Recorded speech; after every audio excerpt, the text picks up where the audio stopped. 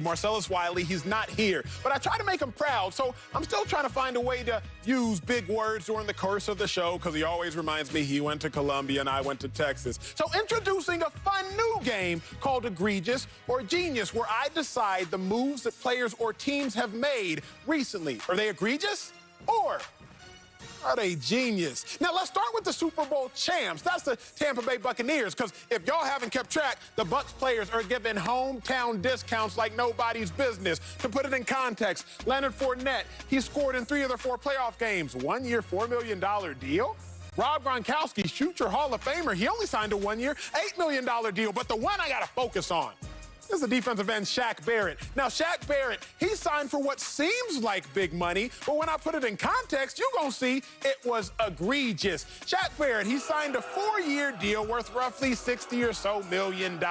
Seems like a lot, right? But put it in context of one man, DeMarcus Lawrence. Now, hometown discount at its finest. Shaq Barrett, 4 years, $68 million, 34 guaranteed. He had 27.5 sacks in his 2 previous seasons. On the flip side, DeMarcus Lawrence, he signed a 5-year, $105 million deal just 2 years back, $65 million guaranteed, and in his 2 previous seasons, he had 25 sacks combined. Shaq Barrett, you telling me that you were a better player than DeMarcus Lawrence before you signed your deal, and he signed for more or just as much guaranteed money as your whole contract? I understand wanting to win a Super Bowl, but Shaq, you already won one with the Broncos and another with the Bucs just last year. Hometown discounts for the Bucs, that to me is egregious. Now let's keep it moving, talking egregious or genius. How about the Dolphins and Tua? Y'all heard me last block. I said you can only win if you go all in. The Dolphins have chosen to go all in on Tua, and I think that is genius. Let's talk about the why.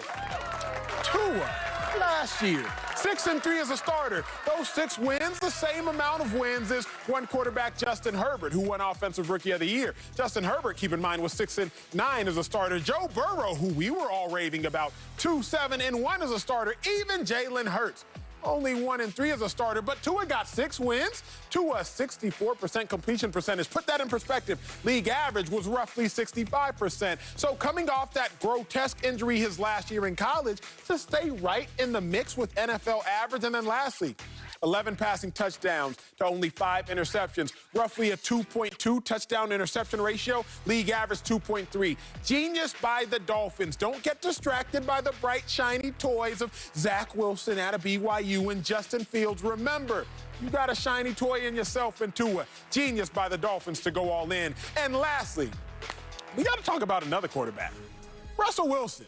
Because the Seahawks are still leaving the door open on a Russell Wilson trade. To me, egregious. Again, just because things have been rough as of late don't mean they've always been rough. Look at where Russell Wilson and Pete Carroll fall in the history of the NFL as far as wins combined. Terry Bradshaw, Chuck Noll, they're at the top of the list. 158 games started, 107 QB wins. But then you got Russell Wilson and Pete Carroll. 144 games started, 98 QB wins. And lastly, they're right above Roger Staubach and Tom Landry, the greats from Dallas. 114 games started, 85 wins.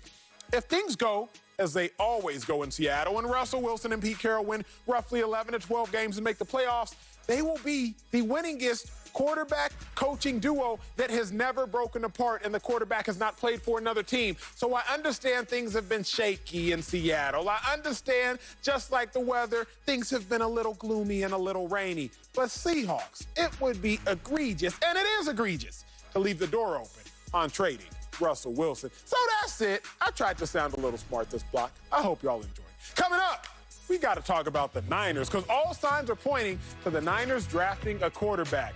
I'm a